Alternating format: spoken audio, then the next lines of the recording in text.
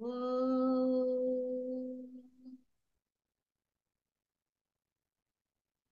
ഓം.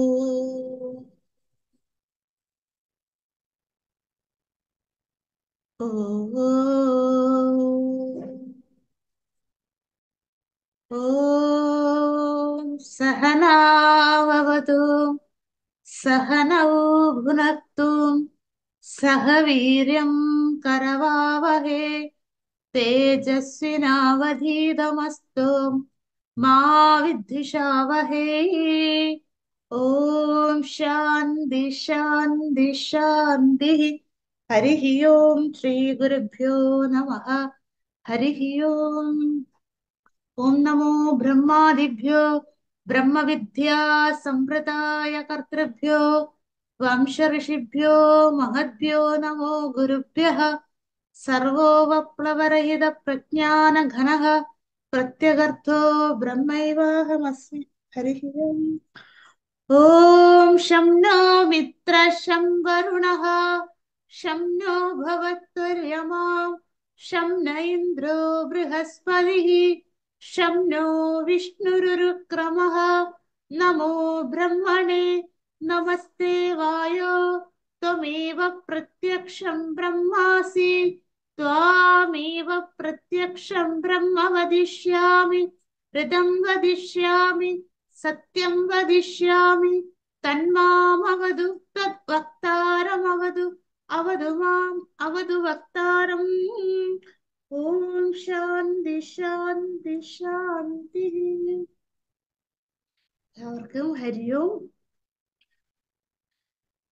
തൈത്തരീയ ഉപനിഷത്ത് ശിക്ഷാ ശാസ്ത്രത്തില് അല്ലെങ്കിൽ ശിക്ഷാവല്ലിയില് നമ്മള് 19 അനുവാകം വരെ കണ്ടിരുന്നു. ശിഷ്യാനുശാസനമാണ് നമ്മൾ കണ്ടുകൊണ്ടിരിക്കുന്നത്. അതില് ആദ്യം ഉപാസനകൾ ധാരാളം പറഞ്ഞു തന്നു. മഹാസംഹിത ഉപാസന, വ്യാഹൃതി ഉപാസന, പാങ്ക ഉപാസന, പ്രണവ ഉപാസന ഇത്യാദി ഉപാസനകൾ, അതോടൊപ്പം മേധാസിദ്ധ്യർത്ഥ മന്ത്രവും പറഞ്ഞു തന്നിരുന്നു. പിന്നെ അതിനുശേഷം സ്വാധ്യായത്തിന്റെ മഹാത്മ്യമാണ് യാജ്ഞവൽക്യ മഹർഷി പറഞ്ഞു തന്നത്. എത്രമാത്രം നമ്മൾക്ക് ഉപാസനയ്ക്ക് പ്രാധാന്യം കൊടുക്കുന്നുണ്ടോ, അല്ലെങ്കിൽ മറ്റു പല ഭൗതികമായ നേട്ടങ്ങൾക്കാണ് ഉപാസന ചെയ്യുന്നതെങ്കിൽ, അല്ലെങ്കിൽ ആധ്യാത്മികമായ നേട്ടങ്ങൾക്കാണ് ഉപാസന ചെയ്യുന്നതെങ്കിൽ എത്രമാത്രം നമ്മൾ അതിന് പ്രാധാന്യം കൽപ്പിക്കണമെന്ന് ഒരുപാട് ഉപാസനകളിൽ യാജ്ഞവൽക്യ മഹർഷി പറഞ്ഞുവോ അതുപോലെ തന്നെ പ്രാധാന്യമുള്ളതാണ് സ്വാധ്യായം. അല്ലെ? അത് മുടക്കരുത് എന്ന് പറഞ്ഞുകൊണ്ട് സ്വാധ്യായ പ്രശംസ പഠിപ്പിച്ചു തന്നിരുന്നു. അതിനുശേഷം ബ്രഹ്മജ്ഞാന പ്രകാശക മന്ത്രം, അല്ലെ? അതായത് എങ്ങനെയാണോ ത്രിശങ്കു എന്ന മഹർഷിക്ക് ഞാൻ സർവവ്യാപിയാണ് എന്ന് മനസ്സിലായപ്പോൾ അദ്ദേഹം ആനന്ദം കൊണ്ട് എന്ത് മന്ത്രത്തെയാണ് ദർശിച്ചത് അതും നമ്മൾക്ക് പറഞ്ഞു തന്നു. കാരണം നമ്മളും അദ്ദേഹത്തിനെ പോലെ ഉയരണം എന്ന് പഠിപ്പിക്കാൻ വേണ്ടി അത് കഴിഞ്ഞു.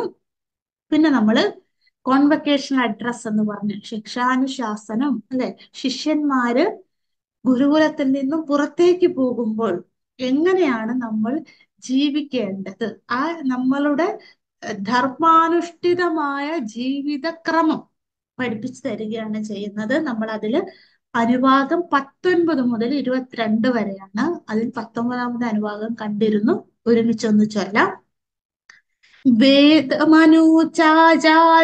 ദേവാസ്തിന മനുഷാസ്തി സത്യം വധ ധർമ്മം ചര സ്വാധ്യായാന്മാ പ്രമദഃ ആചാര്യായ പ്രിയം ധനമാഹൃത്യ പ്രജാതന്തും മാ വ്യവച്ഛേസീഃ സത്യാന്ന പ്രമദിതവ്യം ധർമാന്ന പ്രമദിതവ്യം കുശലാന്ന പ്രമദിതവ്യം ഭൂത്യൈന പ്രമദിതവ്യം സ്വാധ്യായ പ്രവചനാഭ്യാം ന പ്രമദിതവ്യം.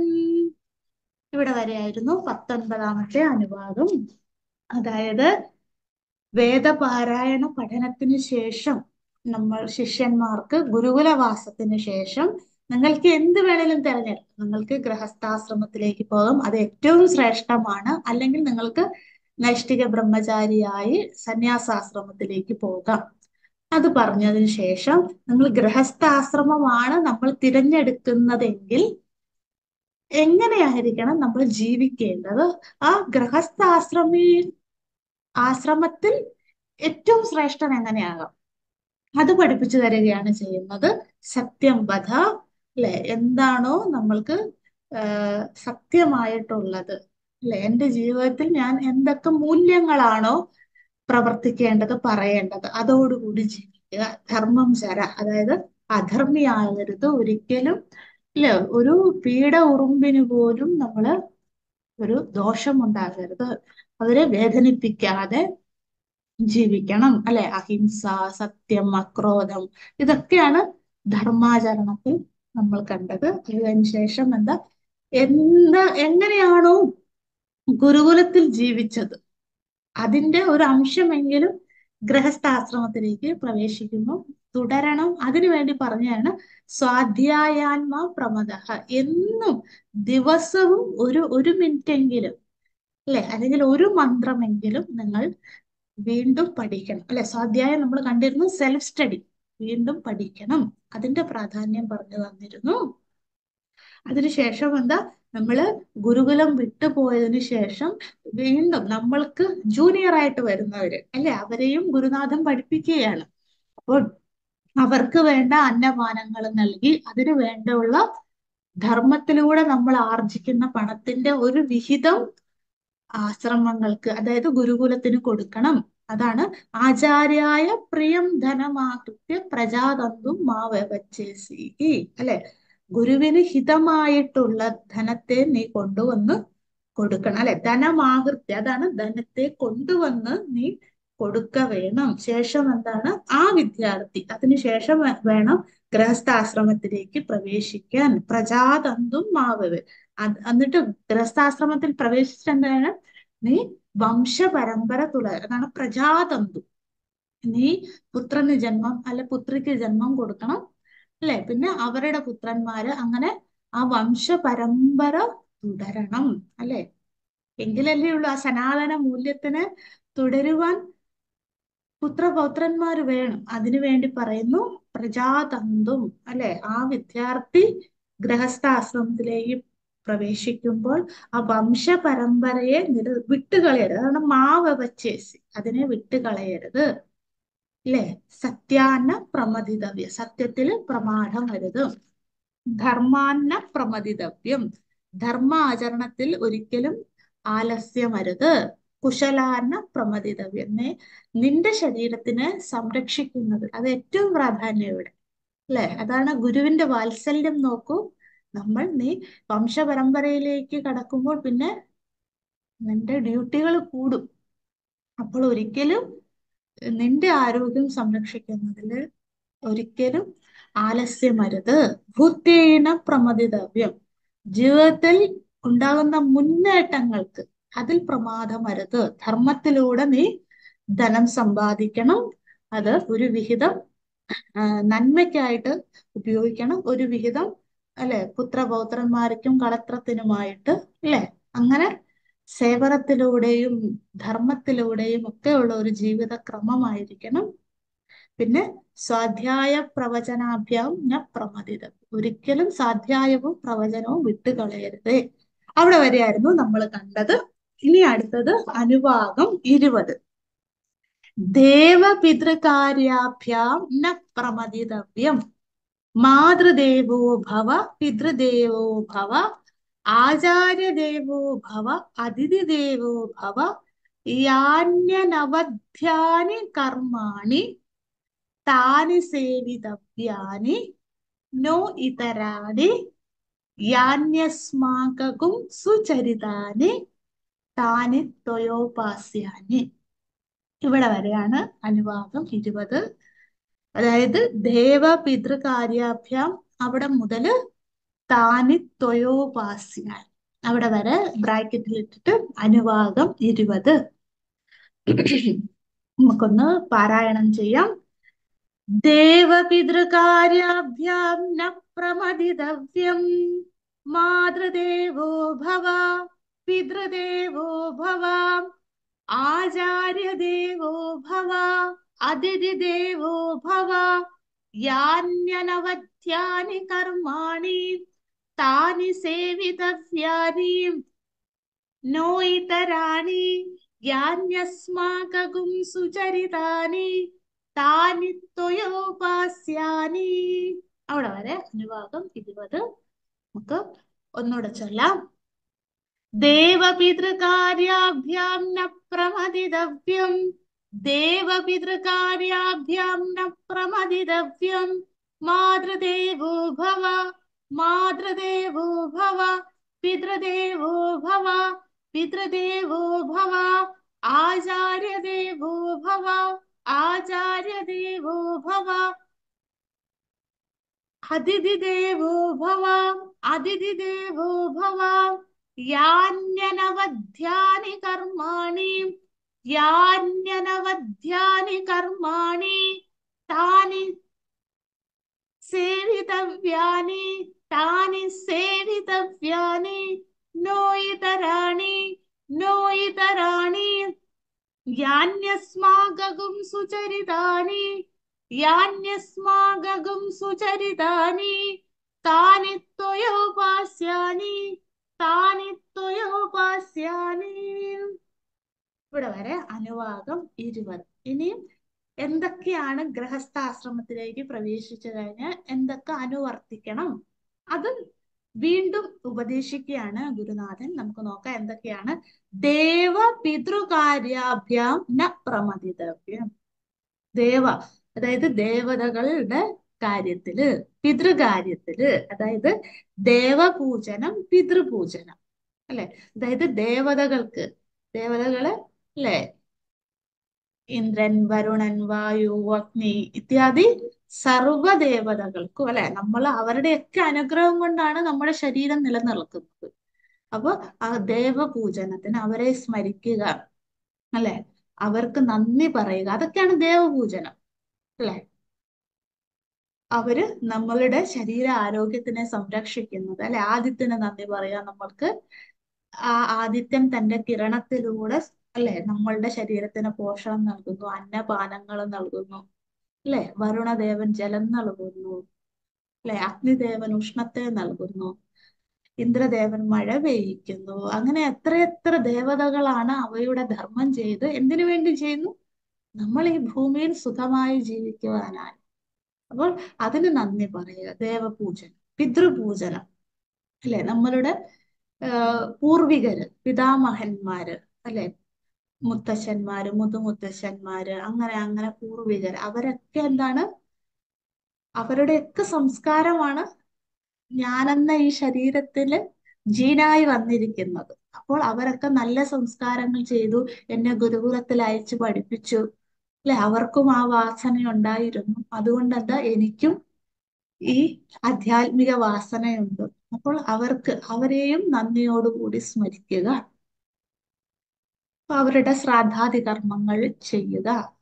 ആ ശ്രാദ്ധാദി കർമ്മങ്ങളിലൂടെ ആ പിതാക്കന്മാരുടെ അനുഗ്രഹത്തിന് വേണ്ടി, അല്ലാതെ അവർക്ക് ക്ഷേമത്തിനല്ല. അവർക്ക് മരിച്ചു കഴിഞ്ഞ ഒരു ക്ഷേമവും ആവശ്യമില്ല. പിന്നെ എന്താണ്, അവരുടെ സൂക്ഷ്മമായ ഒരു സാന്നിധ്യം നമ്മളോടൊപ്പം ഉണ്ടാകും. അപ്പോഴെന്താണ്, ആ സാന്നിധ്യം എനിക്ക് അനുഗ്രഹമായി വരണേ, അതിനുവേണ്ടി എന്താണ്, പിതൃപൂജനം ചെയ്യുക. അതാണ് ഇപ്പൊ ദേവപൂജനം, പിതൃപൂജനം. അതാണ് ദേവ പിതൃകാര്യാഭ്യാം. ദേവകാര്യം പിതൃകാര്യം, ആഭ്യാം എന്ന് വെച്ചാൽ ഇവയെല്ലാം ആ ദിവചനം വന്നതാണ്. ദേവകാര്യം പിതൃകാര്യം ഇവയെല്ലാം എന്താണ്, ന പ്രമദിതവ്യം, അതില് പ്രമാദമരുത് അല്ലെ. പ്രമാദം എന്ന് വെച്ചാൽ ആലസ്യം, നെഗ്ലിജൻസ് എന്നുള്ള അർത്ഥം. ന പ്രമദിതവ്യം എന്ന് വെച്ചാൽ അതിലൊരു ആലസ്യവും പാടില്ല. ന പ്രമദിതവ്യം. ദേവ പിതൃകാര്യാഭ്യാം ന പ്രമദിതവ്യം. പ്രമാദം അരുത്. നമുക്ക് പറ്റുന്ന പോലെ അവരെ സ്മരിക്കുക, അവരോട് നന്ദി പറയുക, അതൊക്കെയാണ് പൂജനമായി ചെയ്യുക. പിന്നെ അടുത്തത് മാതൃദേവോ ഭവ. ഇതൊക്കെ വളരെ ഫേമസ് ആയിട്ടുള്ള മന്ത്രഭാഗങ്ങളാണ്, എല്ലാവർക്കും അറിയാവുന്നതായിരിക്കും. മാതാവിനെ എന്താണ് ദേവനായി, അല്ലെ? ഇവിടെ ദേവൻ എന്ന് വെച്ചാൽ ഈശ്വര തുല്യമായി, അല്ലെ? നമ്മളുടെ ഏറ്റവും പ്രഥമമായ ഈശ്വരൻ മാതാവാണ്, അല്ലെ? സർവറ്റിനെയും നമ്മൾക്ക് കാണിച്ചു തരുന്ന വഴികാട്ടിയാണ് അമ്മ എന്ന് പറയുന്നത്. ലോകത്തിൽ ഏറ്റവും ശ്രേഷ്ഠമായത് എന്ത്? മാതൃത്വമാണ്, അല്ലെ? ഏറ്റവും മൂല്യമുള്ളത്, അളക്കാനാവാത്തത് എന്തെന്ന് വെച്ചാൽ അത് മാതാവിന്റെ സ്നേഹമാണ്. അപ്പോൾ മാതാവാണ് നമ്മളെ പിതാവിനെയും ഗുരുവിനെയും ഈശ്വരനെയും എല്ലാം കാണിച്ചു തരുന്ന പ്രധാനി, അല്ലെ? ഒന്നാമത്തെ ആള് മാതാവാണ്. അതുകൊണ്ട് മാതാവിനോടുള്ള ബഹുമാനം, അതാണ് മാതൃദേവോ ഭവ എന്ന് വെച്ചാൽ മാതാവിനെ ഈശ്വരനായി കാണണം. അപ്പൊ ഈശ്വരന് നമ്മൾ എത്രമാത്രം ബഹുമാനം കൊടുക്കുന്നുവോ അത്രമാത്രം ബഹുമാനം എന്താ നമ്മളുടെ അമ്മയ്ക്കും കൊടുക്കണം, അല്ലെ? അവരെ കാണുമ്പോ ഒന്ന് നമസ്കരിക്കുക, ബഹുമാനിക്കുക, അവർക്ക് എന്തെങ്കിലും ആവശ്യമുണ്ടെങ്കിൽ അത് നടത്തി കൊടുക്കുക, അത് സ്നേഹത്തോടെ രണ്ട് വാക്ക് പറയുക, വാത്സല്യത്തോടു കൂടി അവരെ സംരക്ഷിക്കുക. ഇതൊക്കെയാണ് പൂജനം എന്നതുകൊണ്ട് ഉദ്ദേശിക്കുന്നത്. അപ്പോൾ ഇപ്പോഴത്തെ തലമുറയ്ക്ക് അത് മൺമറഞ്ഞു പൊക്കോണ്ടേയിരിക്കുകയാണ്. അപ്പൊ നമ്മളത് ചെയ്ത് കാണിച്ചു കൊടുക്കുക, അല്ലെ? നമ്മള് നമ്മളുടെ മാതാപിതാക്കൾക്ക് എന്ത് കൊടുക്കുന്നോ അതേ നമ്മളുടെ മക്കളിലൂടെ കിട്ടുകയുള്ളൂ, അല്ലെ? കർമ്മം എന്ന് പറയുന്ന അതാണ്. അതുകൊണ്ട് നമ്മൾ അവരെ വാത്സല്യവും സ്നേഹവും ബഹുമാനവും ഒക്കെ ആദരവും കാണിക്കുക. അതാണ് പൂജൻ, മാതൃദേവം. അതുപോലെ തന്നെ പിതാവ്. കാരണം അല്ലെ, ഞാൻ ഭൂമിയിലേക്ക് പിറക്കുവാൻ കാരണക്കാരനായ ആളാണ്. അപ്പോൾ അതിന് ആ ജന്മം നൽകിയതിന് എപ്പോഴും നമ്മൾ നന്ദി സൂചകമായി അവരെയും ആദരിക്കുക, ബഹുമാനിക്കുക. അതാണ് പിതൃദേവോഭവ. പിതാവിനെ ഈശ്വരനായി കരുത വേണം. അപ്പൊ ഈശ്വരനെ എത്രമാത്രം നമുക്ക് പേടിയുണ്ടോ, എത്ര ബഹുമാനമുണ്ടോ, അതൊക്കെ മാതാപിതാക്കന്മാർക്ക് കൊടുക്കണം. അതാണ് ഉദ്ദേശിക്കുന്നത്.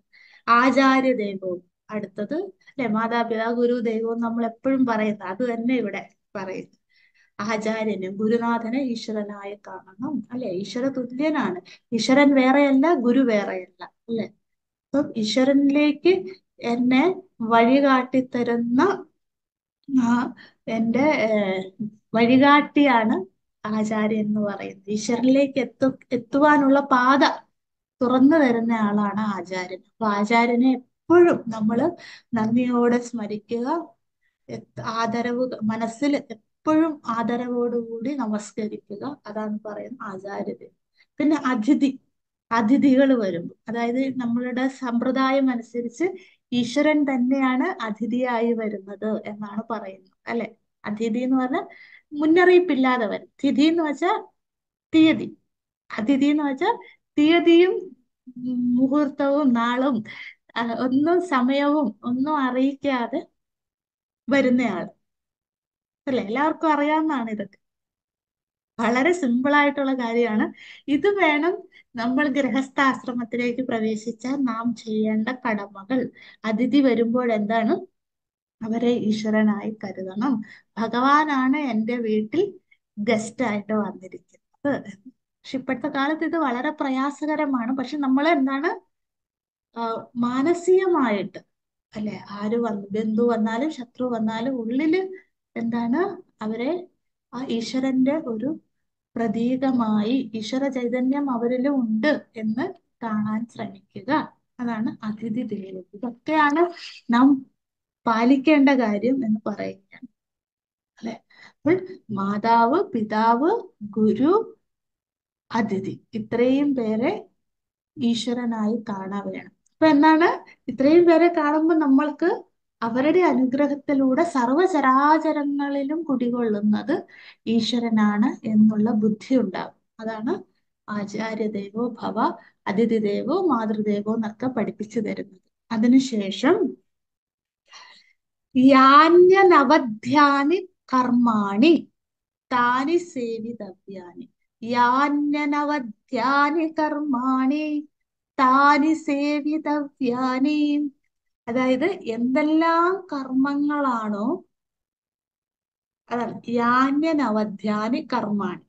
അതായത് എന്തൊക്കെ കർമ്മങ്ങളാണോ സമൂഹത്തിന് ദോഷമില്ലാതെ ഇരിക്കുന്നത്, അവയെ നീയും ചെയ്യാവുള്ളൂ. സമൂഹത്തിന് ദോഷമായിട്ടുള്ള ഒരു കർമ്മവും നീ ചെയ്യരുത്. അതാണ് യാന്യനവധ്യാനി കർമാണി താനി സേവിതവ്യാനി. എന്താണോ ദോഷമില്ലാത്തത്, സമൂഹത്തിന് ഞാൻ എന്തെങ്കിലും ഒരു കർമ്മം ചെയ്തു, അത് സമൂഹത്തിന് ഒരിക്കലും ദോഷം വരരുത്. ഞാൻ കാരണം. അല്ലെ? ഇപ്പൊ നമ്മള് ദീപാവലിക്ക് പടക്കം പൊട്ടിക്കുന്നു, അല്ലെ? അത് നമ്മളുടെ സന്തോഷത്തിന് വേണ്ടി ചെയ്യുന്നത്. അത് എന്തൊക്കെ ദോഷമാണ് അത് ഉണ്ടാക്കുന്നത്, അല്ലെ? പ്രായമായവരുണ്ടാവും, അവർക്ക് ഈ ശബ്ദം കേൾക്കുമ്പോ, ചെറിയ കുട്ടികൾക്ക് ശബ്ദം കേൾക്കുമ്പോൾ അവര് ഭയന്ന് കരയുന്നു, അല്ലെ? പ്രകൃതി അന്തരീക്ഷം മുഴുവൻ മലിനമാകുന്നു, അല്ലെ? എത്രമാത്രം കെമിക്കലാണ് ഈ പടക്കത്തിലുള്ളത്. അത് ചെയ്യുമ്പോൾ, അല്ലെ, നമ്മൾക്ക് ഒരു കുറച്ച് സമയത്തേക്കിന് ഒരു സന്തോഷം ഉണ്ടാകും. പക്ഷെ അതെന്താണ്, എത്രയോ ആളുകൾക്ക് ദുഃഖമാണ്. മനുഷ്യൻ പോട്ടെ, മനുഷ്യൻ പിന്നെയും ഉണ്ട്. പക്ഷെ പ്രകൃതിയിലുള്ള എത്രയെത്ര സൂക്ഷ്മമായ ജീവികൾ, അല്ലെ, ചെറിയ പ്രാണികളൊക്കെ ഈ കെമിക്കല് ശ്വസിച്ചിട്ട്, അല്ലെ, ഈ കെമിക്കല് പൊടി വീണിട്ട് അവര് മരിച്ചു പോകുന്നു. അല്ലെ? എത്രയാണ്. അപ്പൊ അങ്ങനെയുള്ള കർമ്മങ്ങൾ, ഇതൊരു ഉദാഹരണം പറഞ്ഞ് നിങ്ങള് ദീപാവലിക്ക് പടക്കം പൊട്ടിക്കരുതെന്നല്ല, അതൊരു ആഘോഷം ചെയ്യുന്നു, അല്ലെ? ഭൂരിപക്ഷ ആളുകളും അത് ചെയ്യുന്നുണ്ട്. പക്ഷെ നമ്മൾ ഓർക്കണം, അതുകൊണ്ട് സമൂഹത്തിന് എന്തെങ്കിലും നേട്ടമുണ്ടോ, അവർക്ക് ദോഷമായിട്ട് വരുന്ന എന്തെങ്കിലും ആണെങ്കിൽ ഞാൻ അത് ചെയ്യില്ല. അല്ലെ? ഇപ്പൊ നമ്മള് വഴി കൂടെ നടന്നു പോകുമ്പോൾ തുപ്പുന്നു, എല്ലാവരും ചെയ്യുന്ന കാണാം, അല്ലെ? പക്ഷെ അങ്ങനെ ചെയ്യാൻ പാടില്ല. കാരണം എന്താ, നമ്മള് ഏഹ്, വിസർജിക്കുന്ന ആ പുറത്തേക്ക് വരുന്ന തുപ്പലില് ഒരുപാട് കെമിക്കൽ ഉണ്ടാകും. അത്, അല്ലെ, മറ്റൊരാൾക്ക് അത് അപകടമാണ്. എത്ര എത്ര പ്രാണികൾ ആ വൈറസ് വരും. ഇപ്പൊ നമുക്ക് പനിയുണ്ടെങ്കിൽ ആ വൈറസ് പകരും. അപ്പൊ നമ്മൾ എന്താ, കുറച്ച് കെയർഫുൾ ആയിരിക്കും. ചെറിയ ചെറിയ കാര്യങ്ങൾ ഇതൊക്കെ. അങ്ങനെ സമൂഹത്തിന് ദോഷമായി വരുന്ന കർമ്മങ്ങൾ ചെയ്യരുത്. അത് നമ്മൾ ശ്രദ്ധയോടുകൂടി ജീവിക്കുക, അത്രേ ഉള്ളൂ. ഞാൻ എന്തെങ്കിലും ഒരു പ്രവൃത്തി ചെയ്യുന്നത് കൊണ്ട് സമൂഹത്തിനോ, അല്ലെ, പ്രകൃതിക്കോ, മറ്റുള്ള നാട്ടുകാർക്കോ, അല്ലെ, അവര് ശത്രുക്കളോ ബന്ധുക്കളോ ആരും ആയിക്കോട്ടെ, അല്ലെ, എനിക്ക് ഒരു പരിചയമില്ലാത്തവരായിരിക്കട്ടെ, പക്ഷെ എന്താണ്, അവരും പ്രകൃതിയിൽ ഈശ്വരന്റെ ഒരു സൃഷ്ടിയാണ്. അപ്പോൾ അവർക്ക് ദോഷമായി വരുന്നത് ഞാനാൽ ചെയ്യില്ല. അറിഞ്ഞുകൊണ്ട് ചെയ്യും, പക്ഷെ നമുക്ക് അറിയാണ്ട് ചെയ്യേണ്ടതായി വരും. നമ്മൾ നടക്കുമ്പോ ചിലപ്പോ ഉറുമ്പ് ചത്തെന്ന് വരാം, അല്ലെ? നമ്മളത് മനഃപൂർവ്വം ചെയ്യുന്നതല്ല. അങ്ങനെയുള്ള കർമ്മങ്ങൾ, അപ്പോൾ അവയെ ചെയ്യരുത്. അതാണ് യാന്യനവധ്യാനി കർമാണി താനി സേവിതവ്യാനി. എന്തെല്ലാം കർമ്മങ്ങളാണോ സമൂഹത്തിന് ദോഷമില്ലാതെ ഇരിക്കുന്നത്, അവയെ മാത്രമേ നീയും ചെയ്യാവൂ. അപ്പൊ ഗുരുനാഥൻ പറയാ, നീ ഗുരുകുലത്തിൽ നിന്ന് പോയിട്ട് ഇനി സമൂഹത്തിലാണ് ജീവിക്കേണ്ടത്. അപ്പോൾ നീ ധർമ്മത്തോടു കൂടി ജീവിക്കണം. നിന്റെ പ്രവൃത്തി കൊണ്ട് ഒരാൾക്കും വേദന ഉണ്ടാകരുത്. അല്ലെ? ആ വേദന നമുക്ക് ദുഃഖമായിട്ട്, പാപമായിട്ട് വരും. അതുകൊണ്ട് ഞാൻ കാരണം, ഞാൻ അറിഞ്ഞുകൊണ്ട് ഒരു വ്യക്തിയെയും വേദനിപ്പിക്കില്ല. പലരും ഉണ്ട് ആവശ്യമില്ലാത്തത് സംസാരിച്ചിട്ട് വെറുതെ വേദനിപ്പിക്കുന്നു. എന്ത് പ്രയോജനമാണുള്ളത്, അല്ലെ? നമുക്ക് ആവശ്യമില്ലാത്ത സംസാരത്തിൽ നിന്ന് നമ്മൾ ഒഴിഞ്ഞു മാറി നിൽക്കുക, ഇത്രയുള്ള ചെയ്യാം, അല്ലെ? ആവശ്യമില്ലാത്ത കർമ്മങ്ങളിൽ നിന്നും നമ്മളെ ആളുകൾ വിളിച്ചാലും എന്താ, ഇത് എനിക്ക് ചേരുന്നതല്ല, അല്ലെ? നമ്മൾ അങ്ങനെ ആവുമ്പോ എന്താ, പിന്നീട് വിളിക്കാണ്ടാവും. അപ്പൊ നമുക്ക് സമയലാഭം, അല്ലെ? സമൂഹത്തിനും നല്ലത്, ലോകത്തിനും നല്ലത്, അല്ലെ? നമ്മുടെ മനഃശാന്തിക്കും നല്ലത്. അതാണ് പറയുന്നത് യാന്യനവധ്യാനി കർമാണി താനി സേവിതവ്യാനി. അതിനെ നീയും ചെയ്യരുത്. നോ ഇതരാണി. അതായത് അധർമ്മമായ ഒരു കർമ്മവും ചെയ്യും. അതാണ് നോ ഇതരാണി. നോ എന്ന് വെച്ചാൽ നഹ, ഇല്ല. ഇതരാണി എന്ന് വെച്ചാൽ അധർമ്മ കർമ്മം. അധർമ്മ കർമ്മങ്ങളെ നീ ഒരിക്കലും ചെയ്യരുത്. അല്ലെ? ഈ മറ്റ് ജന്തുക്കളെ കൊല്ലുക, അല്ലെ? അവരെ, ചിലവരുണ്ട് വെറുതെ കല്ലെടുത്തെറിയും, പശുവിനെ കണ്ടാലും നായയെ കണ്ടാലും. എന്തിനാ അങ്ങനെ ചെയ്യുന്നത്? അല്ലെ? ഒരു സുഖം, അല്ലെ? അങ്ങനെയുള്ളവർ, ചിലവര് നല്ല ചില വീടുകളിൽ പൂക്കളൊക്കെ വളർത്തും, ചിലവര് പോയിട്ടുണ്ട് അത് പിച്ചി കളയും. അങ്ങനെയൊക്കെ ചെയ്യുന്ന സാധാരണ ഒരു മനസ്സുഖത്തിന് വേണ്ടി ചെയ്യുന്ന ഒരുപാട് പേരുണ്ട്. അങ്ങനെ അധർമ്മങ്ങളായി നമ്മള് പ്രകൃതിക്ക് വിരുദ്ധമായി, മറ്റുള്ളവരുടെ ശാന്തിക്ക് വിരുദ്ധമായി ഒരു കർമ്മവും ചെയ്യരുത്. അതാണ് അല്ലെ, ഒന്നും ചെയ്യാണ്ട് വീട്ടിൽ ഇരുന്നാൽ അതാണ് ഏറ്റവും നല്ലത് അല്ലേ. എന്തെങ്കിലും കർമ്മങ്ങൾ ചെയ്യണമെങ്കിൽ, ലോകത്തിന് വേണ്ടി ചെയ്യണമെങ്കിൽ അത് ലോകഹിതാർത്ഥം, ഈശ്വരാർപ്പണമായി ചെയ്യാൻ ശ്രമിക്കും. അതാണ് നോ ഇതരാമി. അധർമ്മമായ കർമ്മങ്ങളെ നീ ആലോചിക്കുക പോലും ചെയ്യരുത്, പിന്നെയാണ് ചെയ്യുക അല്ല, അതാണ് പറയുന്നത്. നോ ഇതരാണി. അടുത്തത് യാന്യസ്മാകവും സുചരിതാനി. യാനി അസ്മാകം സുചരിതാനി. അല്ലെ, അസ്മാകം എന്ന് വെച്ചാൽ ഞാൻ, അതായത് യാജ്ഞവൽക്യ മഹർഷി നമ്മളോട് പറയും, ഗുരു പറയും. അതാണ് യാനി അസ്മാക്. എന്താണോ ഗുരു പറയുന്നത്, യാനി അസ്മാകം സുചരിതാനി. ഗുരു പറയുന്നു നിന്റെ ഇടത്ത് എന്തെങ്കിലും ന്യൂനതകൾ ഉണ്ടെങ്കിൽ അതിനെ നീ ഉൾക്കൊള്ളണം.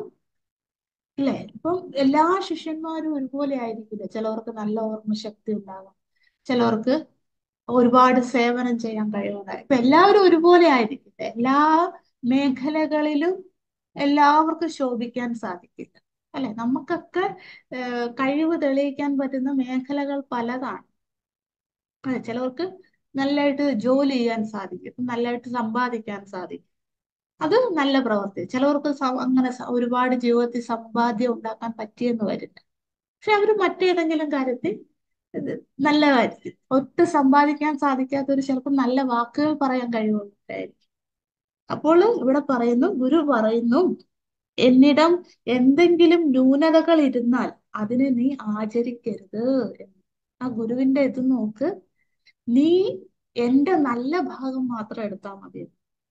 അപ്പൊ ഗുരു പറയാൻ, ഞാൻ ഗുരുകുലത്തിൽ പഠിപ്പിക്കുന്നു, ആചാര്യനായി ഇരുന്നു കൊണ്ട് നിങ്ങൾക്ക് എന്റെ അറിവിനെ ഞാൻ പകർന്നു നൽകി. എന്റെ അറിവ് പൂർണ്ണമൊന്നും അല്ല, എനിക്കും തെറ്റുകൾ പറ്റാം അല്ലെ. നമ്മള് ഒരു ഇത്ര ദിവസം ക്ലാസ് എടുക്കുമ്പോൾ വായിക്കുന്ന ചിലപ്പോൾ അറിയാണ്ട് ഉച്ചാരണ തെറ്റോ അല്ലെ, ചിലപ്പോ ധാതായായി മാറിയാ മതി. ആ ഉച്ചാരണം മനഃപൂർവ്വം ചെയ്യുന്നതല്ല, പക്ഷെ അറിയാണ്ട് നാവിന് പിശക് പറ്റാം അല്ലെ. നമ്മള് മനുഷ്യർ എന്ന് പറയുന്നത് തന്നെ, അല്ല മനുഷ്യർ എന്നല്ല, എല്ലാ ജീവികളും പെർഫെക്റ്റ് അല്ല, ഇൻപെർഫെക്റ്റ് ആയിട്ടാണ് ഭഗവാൻ എല്ലാവരെയും സൃഷ്ടിച്ചത് അല്ലെ. പെർഫെക്റ്റ് ആയിട്ട് ഈ ലോകത്തിൽ ഈശ്വരൻ മാത്രമേ ഉള്ളൂ. അപ്പൊ നമ്മളൊക്കെ ന്യൂനതകളുണ്ട്. അപ്പൊ ഗുരുനാഥൻ പറയുകയാണ്, എന്തെങ്കിലും ന്യൂനതകൾ എന്റെ ഇടത്ത് ഇത്രയും വർഷം കാലം നീ ഗുരുകുലത്തിൽ പഠിച്ചിട്ട് പുറത്തേക്ക് പോവുകയാണ്, ഇപ്പൊ എന്റെ ഇടത്ത് എന്തെങ്കിലും ന്യൂനതകളുണ്ട്, നീ അത് ആചരിക്കുകയേ ചെയ്യരുത് അല്ലെ. അത് എന്റെ വാസന അല്ലെ, എന്റെ പ്രാരബ്ധം, ഞാൻ അങ്ങനെ ചെയ്തു പോയി. പക്ഷെ നീ അത് എന്റെ എന്ത് പോസിറ്റീവ് എന്റെ ഉണ്ടോ അതൊക്കെ നീ എടുത്തോളൂ അല്ലെ. ഇപ്പൊ നമ്മള് ഗുരു എന്ന് പറയുന്ന നമുക്കൊരു റോൾ മോഡലാണ് അല്ലെ. നമ്മൾ ചെറിയ കുട്ടികളൊക്കെ ആയിരിക്കുമ്പോൾ നിങ്ങൾക്ക് അറിയായിരിക്കും, നമ്മള് നഴ്സറി പഠിക്കുന്ന അല്ലെങ്കിൽ LP ക്ലാസ്സുകളിലൊക്കെ പഠിക്കുമ്പോൾ നമുക്ക് ഇഷ്ടപ്പെട്ട ടീച്ചേഴ്സ് ഉണ്ട്, നമ്മൾ അവരെ അനുകരിക്കും. അവര് നടക്കുന്ന പോലെ നടക്കും, അവര് സംസാരിക്കുന്ന പോലെ നമ്മൾ സംസാരിക്കരുത്, അവര് മുടി കെട്ടുന്ന പോലെ ആ സ്റ്റൈല് നമ്മൾ അനുകരിക്കും. അവര് എഴുതുന്ന പോലെ, അവരുടെ കൈയക്ഷരം പോലെ ആകാൻ നമ്മൾ കാരണം നമുക്ക് ഇഷ്ടപ്പെട്ട ടീച്ചറാണ്, നമ്മൾ അവരെ റോൾ മോഡലാക്കി അനുകരിക്കും അല്ലെ. ചെറിയ കുട്ടികൾക്ക് ഏറ്റവും ഇഷ്ടം അനുകരണമാണ് അല്ലെ. നമ്മൾ എന്തെങ്കിലും വാക്കുകൾ പറയുമ്പോൾ അവരത് അനുകരിച്ച് പറയും. അങ്ങനെയൊക്കെയാണ് നമ്മൾ ജീവിതത്തില് വളരുന്ന സമയം. അപ്പോൾ ഈ ഗുരുകുലത്തിൽ വന്നിരിക്കുന്നത് ഈ ചെറുപ്രായത്തിലാണ്. അപ്പോൾ ഗുരുനാഥൻ ചെയ്യുന്ന കാര്യങ്ങൾ അല്ലെ, അപ്പോൾ അത് നീ നല്ലത് മാത്രം എടുത്താൽ മതി. മോശമായ എന്തെങ്കിലും ഒരു വാക്കോ പ്രവൃത്തിയോ എന്നിൽ നിന്നും അറിഞ്ഞോ അറിയാതെയോ മനഃപൂർവ്വം ചെയ്യുന്ന ആയിരിക്കില്ല ഗുരു, അറിയാണ്ട് വന്നു പോകാം. കാരണം അദ്ദേഹം ഒരു മനുഷ്യ ജീവനാണ്. മനുഷ്യൻ്റെതായ എന്തെങ്കിലും ചേഷ്ടകൾ വന്നു പോയാൽ അത് നീ അനുകരിക്കരുത് അല്ലെ. ഇത് ആരിങ്ങനെ പഠിപ്പിച്ചു യാജ്ഞവൽക്യ മഹർഷി അല്ലാതെ. അദ്ദേഹത്തിന്റെ ആ ഒരു മഹാമനസ്കത നമുക്ക് ഇവിടെ കാണാം. യാന്യസ്മാകകം സുചരിതാനി. ഗുരുനാഥൻ പറയുന്നു, എന്റെ അടുത്ത് എന്തെങ്കിലും ഒരു ന്യൂനത വന്നാൽ അത് നീ തള്ളിക്കളഞ്ഞോളൂ, അതിനെ അനുകരിക്കുകയും ചെയ്തു. നന്മകൾ മാത്രം നീ ഇവിടെ നിന്ന് ഗുരുകുലം വിട്ടുപോകുമ്പോൾ നീ അത് മാത്രമേ കൊണ്ടാകാവൂ എന്ന് ഗുരുനാഥൻ പറയുകയാണ്. താനി ത്വയോപാസാനി, അതായത് നീ നല്ല കർമ്മങ്ങളെ മാത്രം എടുത്തോളൂ. അത് നീ എന്ത് ചെയ്യണം? ത്വയ ഉപാസന. ത്വയ എന്ന് വെച്ചാൽ നീ. ഉപാസാനി, താന് ത്വയോപാസാനി, ഉപാസാനി അതായത് നീ അതിനെ ആചരിക്കണം. എന്ത്? താനി, എന്നിൽ നിന്നും എന്തൊക്കെ നന്മകളാണോ നീ, അല്ലെ, ശാസ്ത്രം പഠിക്കുന്നു, ഉപനിഷത്ത് പഠിക്കുന്നു, അല്ലെ, അതിനെ ആചരിക്കുന്നു, ഉപാസനകൾ ചെയ്യുന്നു, ശ്രവണം നടത്തുന്നു, മനനം ചെയ്യുന്നു. ഇതൊക്കെ ഗുരുകുലത്തിലെ നല്ല കാര്യങ്ങൾ, അല്ലെ.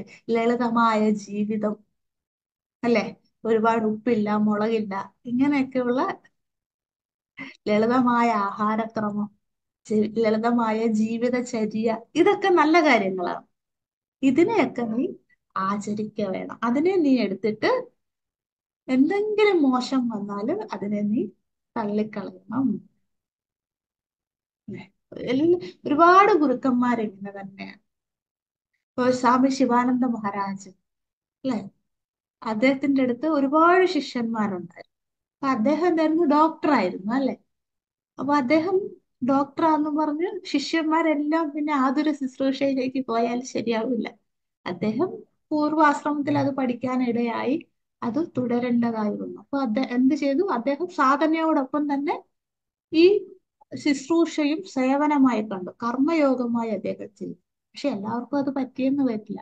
അപ്പൊ അദ്ദേഹം പഠിപ്പിക്കുന്ന കാര്യങ്ങൾ, അദ്ദേഹം ശാസ്ത്രം പഠിപ്പിച്ചിരുന്നു, അല്ലെ, യോഗ അഭ്യസിപ്പിച്ചിരുന്നു, അങ്ങനെയുള്ള ഒരുപാട് കാര്യങ്ങൾ, അത് നിങ്ങൾ ആചരിക്കൂ എന്ന് പറഞ്ഞു.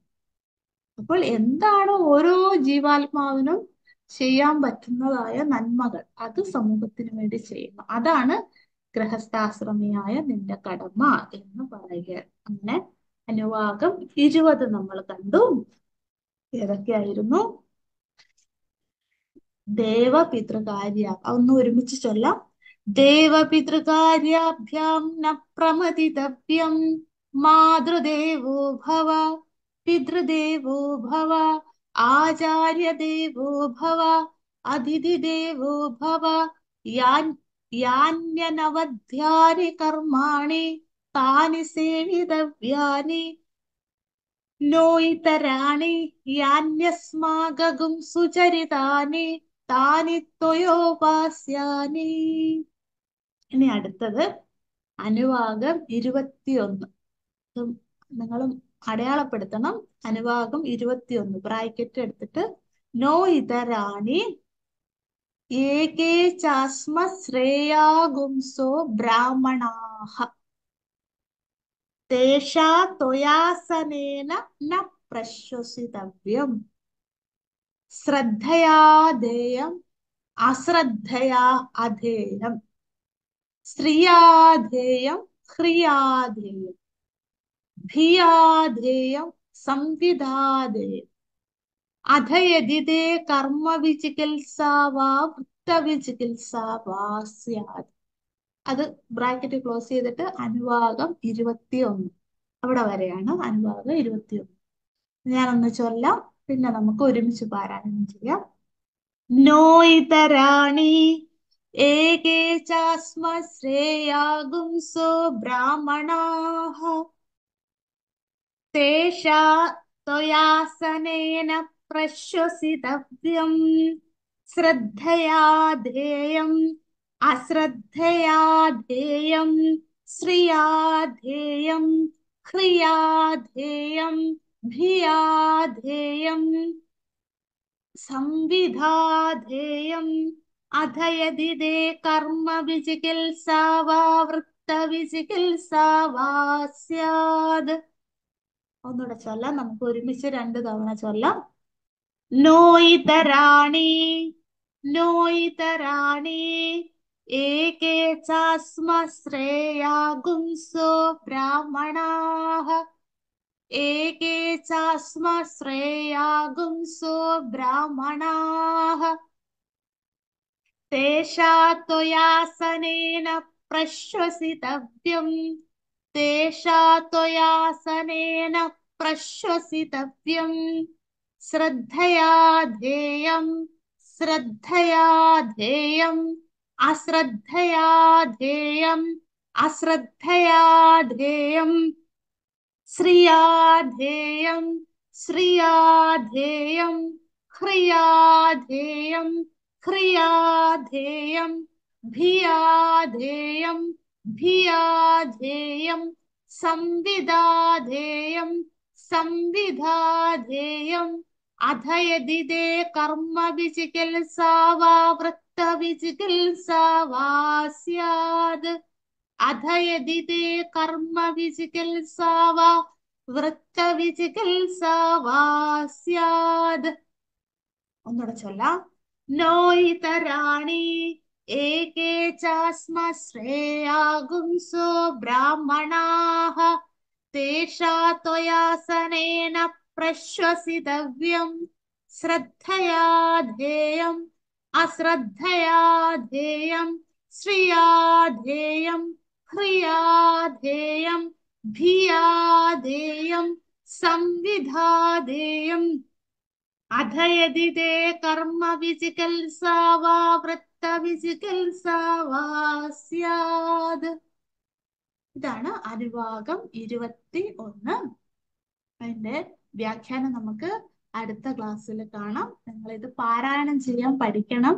ഞാൻ യൂട്യൂബിൽ ഇട്ടിട്ടുണ്ട്, ഓരോ അനുവാകം തിരിച്ച് തിരിച്ച് പാരായണം ചെയ്തിട്ടിട്ടുണ്ട്. നിങ്ങൾക്ക് സമയം കിട്ടുമ്പോൾ അത് കേട്ട് ചൊല്ലാൻ പഠിക്കണം. ഇത് നല്ലതാണ് ചൊല്ലുന്നത്. എപ്പോഴെങ്കിലും, എല്ലാ ദിവസവും പറ്റിയില്ലെങ്കിലും എപ്പോഴെങ്കിലും നമ്മുടെ ജീവിതത്തിൽ ഇത് ചൊല്ലുന്നത് പോലും പുണ്യമാണ്. അല്ലെങ്കിൽ കേൾക്കുന്നത് പോലും, അതിനാണ് സമയമെങ്കിൽ എപ്പോഴെങ്കിലും സമയം കിട്ടുക കേൾക്കുക. നമുക്ക് വ്യാഖ്യാനം അടുത്ത ക്ലാസ്സിൽ കാണാം. ഇനി 20, 21 രണ്ട് അനുവാദങ്ങൾ കൂടെ ഉണ്ട്. അതോടുകൂടി ഈ ഉപനിഷത്തിന്റെ 1-ാം അധ്യായം അവസാനിക്കും. അതിനുശേഷം ഉത്തരശാന്തി പാഠവും ഉണ്ട്, അതുകൂടെ കാണാം നമുക്ക്. ഓം ശം നോ മിത്ര ശം വരുണഃ ശം നോ ഭവത്തുര്യമാം ശം ന ഇന്ദ്രോ ബൃഹസ്പതിഃ ശം നോ വിഷ്ണുരുക്രമഃ നമോ ബ്രഹ്മണേ നമസ്തേ വായോ ത്വമേവ പ്രത്യക്ഷം ബ്രഹ്മാസി ത്വാമേവ പ്രത്യക്ഷം ബ്രഹ്മ വദിഷ്യാമി ഋതം വദിഷ്യാമി സത്യം വദിഷ്യാമി തന്മാമവതു തദ്വക്താരമവതു അവതു മാം അവതു വക്താരം. ഓം ശാന്തി ശാന്തി ശാന്തി. ഓം പൂർണ്ണമദ പൂർണ്ണമിദം പൂർണ്ണാത് പൂർണ്ണമുദച്യതേ പൂർണ്ണസ്യ പൂർണ്ണമാദായ പൂർണ്ണമേവ അവശിഷ്യതേ. ഓം ശാന്തി ശാന്തി ശാന്തി. ഹരി ഓം. ശ്രീ ഗുരുഭ്യോ നമഃ. ഹരി ഓം.